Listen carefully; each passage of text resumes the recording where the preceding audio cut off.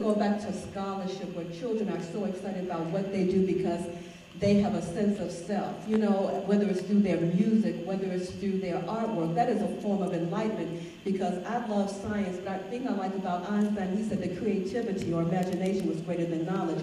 When you spawn someone in creativity, then you inspire them, and a whole lot of things burst forth, not only in the lyrics that they may speak or the paintings they may paint, or the cultural art forms, but this whole spirituality that spawns a music movement because you're bringing some form of beauty into your community's life, then it too has sort of not only an aesthetic appeal, but it has a missionary appeal too that people can grab hold to. That's what graffiti was about. That's what hip-hop was about. And at some point was a more political statement than it is now. So what you got to do is not ask what the youth are going to do, but how you interact with the youth. You have to have a vehicle in which them to come on. We believe that our children can lead us, but they have to have some form of role models in order to emulate that possibility and to inspire them on. So I'm hoping the NAACP and that the GSA here can talk about that. Now you all have a conversation, the young and the old and the black and the white. And I like that the young man in the orange who is, filming me up here, that you're part of that because you can also engage other communities via this organization since you're here and representing. Thank you. And I would just, it's a brilliant point, and I would just add that, you know, I'm not one of these people that, you know, I hear everywhere I go they lament, we just talking, we just talking. Well, if everybody just talking, everybody lamenting, they just talking, what we doing? Everywhere I go, this ain't just y'all, that's everywhere.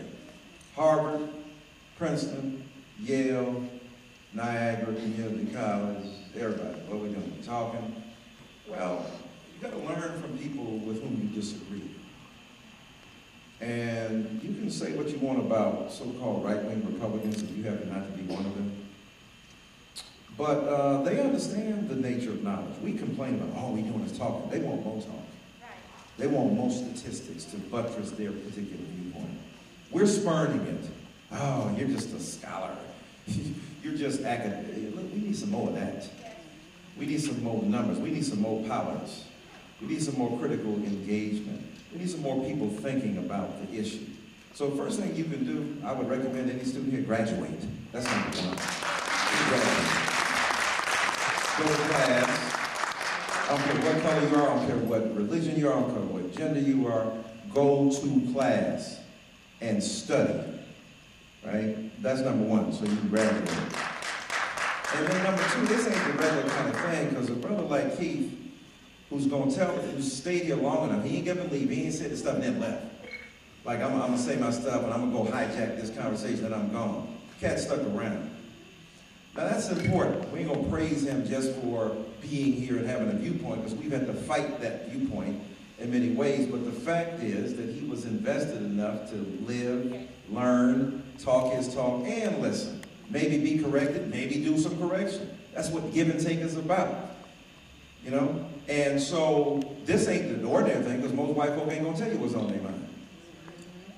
I'm just telling you what I know. I go to white institutions all the time. Now, I can tell they pissed at some of the stuff I say. I can tell their jaws jacked up. Damn. You know? But they ain't gonna necessarily say nothing, and then when they do, it's a dismissal. It's not an engagement. It's like, can we talk? Can we go back and forth?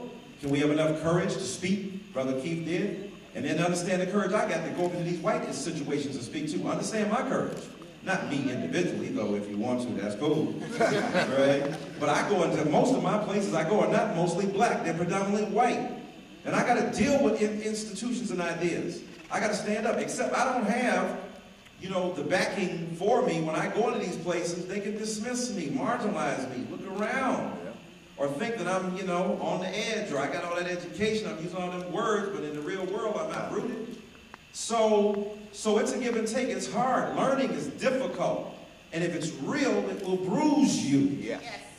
And if you're going to be honest, right, that's an honest race discourse we had today. Not the, you know, we shall overcome, and yes, we have a great society, and what we should do. I want to hear all that, but I want to hear, you know, the race discourse breaks out when people are criticizing Serena and Venus.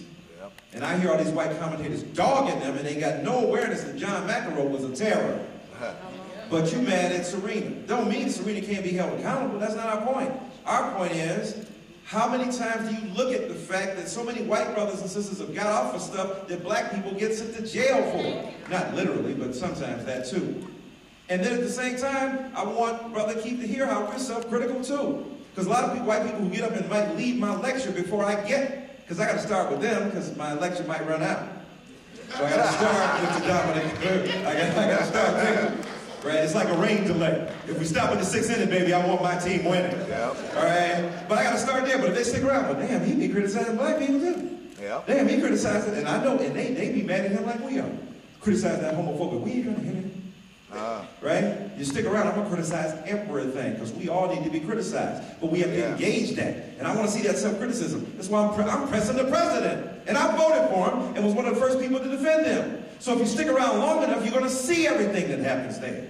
But if we have real open dialogue, real conversation, where a brother like Keith gets up and says, look, I see y'all, you know, number 2 versus 89. Y'all ain't showing for the test.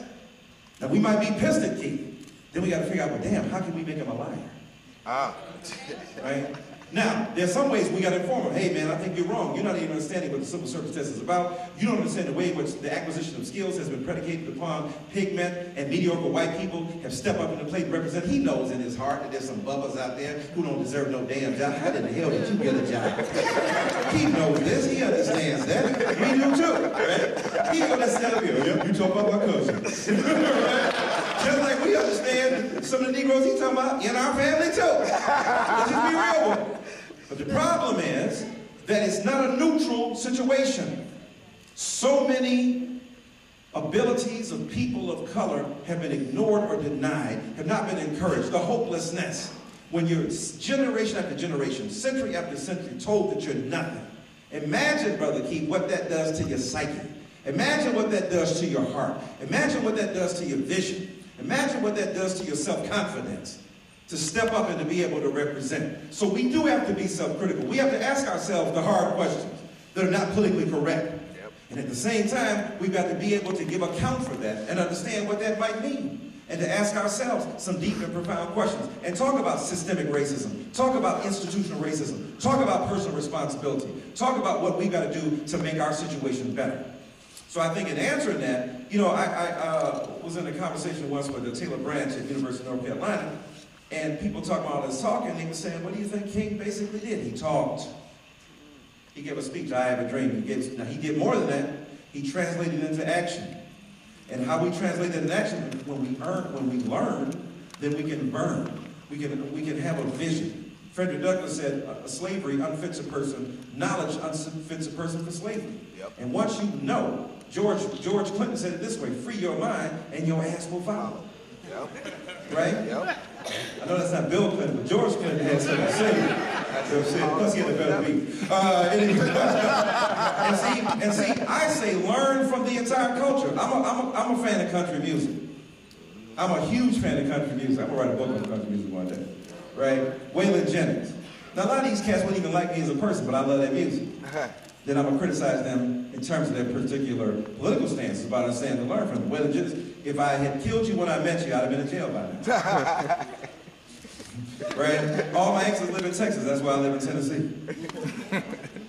Right? So when you listen to country music, some of the wisdom, some of the insight, some of the power, some of the personal sense of parody and irony and paradox. When I listen to blues music, that's why I listen to hip-hop, because some of the best lyricists in the world are telling some truths that other people can't say.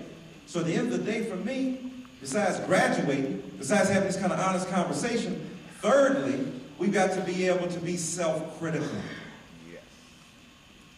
That's why I ask people of color, you know, how are we going to sit up here and be mad at some gay and lesbian, transgender, and bisexual people, and using the Bible to beat them up, the same Bible that was used to beat you up? As Reverend Marcy was saying earlier, you are illiterate, but you're going to be a biblical literalist. On a book that you were forced not to be able to read. Yep. Do you think about how crazy that is? The Word says slaves obey your master. But we read a different meaning into it. And then Martin Luther King Jr. at the end of his life understood that poor white people, he said he had a poor white jailer. He said, you are just as victimized by white supremacy as I am. But you don't understand it. So we got to understand that class message. So to be self-critical is to ask what it is that we're doing to block the very freedom we